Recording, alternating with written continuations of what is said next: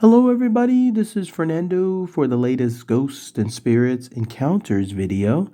I thought I would mix this one in here while I'm continuing to do your cryptids and monsters suggestions. My apologies for my voice sounding a little bit off. It's still not quite 100% right now, as you've seen in some of the comments that I've made on my community posts, but I thought I would still mix this in. That way I could try to have at least a new video in for you. This one has to do with a creepy encounter. It's actually more creepy the more you think about it. I'll tell you about that here in just a minute. But it comes from the reddit.com website. They're from the subreddit called Ghost Stories, and it has to do with a user called the Four to Go Witch, and the title is Footsteps on Devil's Night. So let's go ahead and let's share that creepy encounter here, and then I'll give my own thoughts and opinions on it afterward. So here's what they stated. When I was 14, I decided to stay the night at my best friend's house. It was, you guessed it, the Devil's Night, and the evening was almost over.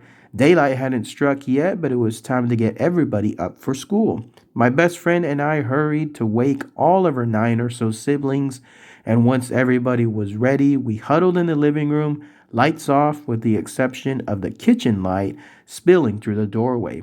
We'd scroll our phones while we were entertaining one of her siblings' concerns about the zombie apocalypse, and each of us had fun telling our ideas of what we would do in a zombie-infested version of our time. This was fine for a while, but I got bored and had another idea.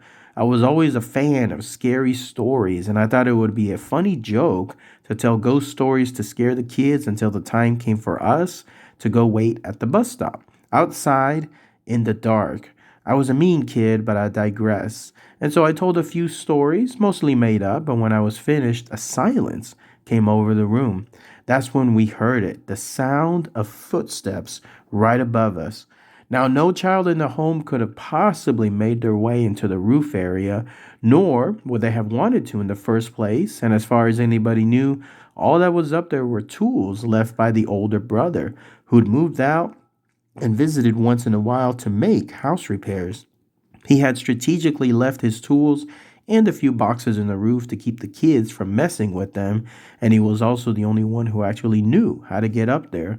And yet we heard these footsteps as they danced above us in eerie silence.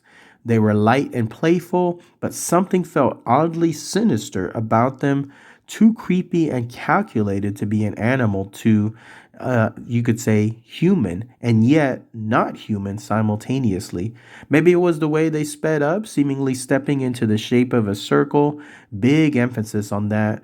The way the steps sounded as they went on, it sounded so distinct, and they went round and round and round for almost a whole minute. All of us stayed quiet, processing this strange occurrence. Then we started to freak out, of course. So, with all the siblings present and no way for any stranger to get into the roof without instructions, as per the absent brother, we are still left to this day with no explanation of what it could have been. And then that's it. That's everything that the user, the Four to Go, the witch, stated in their creepy encounter. So let's go ahead and let's talk about that briefly. First off, it doesn't hit you at first when you realize just how escalatingly creepy this is. For starters, you have to think of it this way. There they were, in this case, these kids on the Devil's Night, which I'm presuming is Halloween night in this case, and they were there just in the house having some fun. First talking about the zombie apocalypses and what type of scenarios they'd go through, and then they finally started talking about ghost stories. But when you think about it, if someone, let's say they were human, was truly up there, they were eavesdropping the entire time on these kids, like wherever these kids were, presumably, let's say in the living room, as they stated earlier, then this person was up there too, knew exactly where they were, was eavesdropping, and then waited to the last moment. And that's creepy if they were human. But most likely, again, this is the paranormal channel. And considering that the user mentioned that nobody could be up there on their own, none of the kids could be up there. The only possibility was the brother who months ago had already moved out and hasn't come back since. Now you have something weird, like something ghostly up there, once again, waiting for the kids to talk about their scary experience. And then it made its debut. It just started dancing. I don't know about that. That just seems really creepy. It's like that saying I heard one time how baby's laughter is the most beautiful thing in the world, except when there's no baby in the room, right? All of a sudden it takes on a more sinister turn. Here you have somebody or something, a ghostly apparition that was basically eavesdropping on these kids, and then it decided to do that little scary dance for about a minute.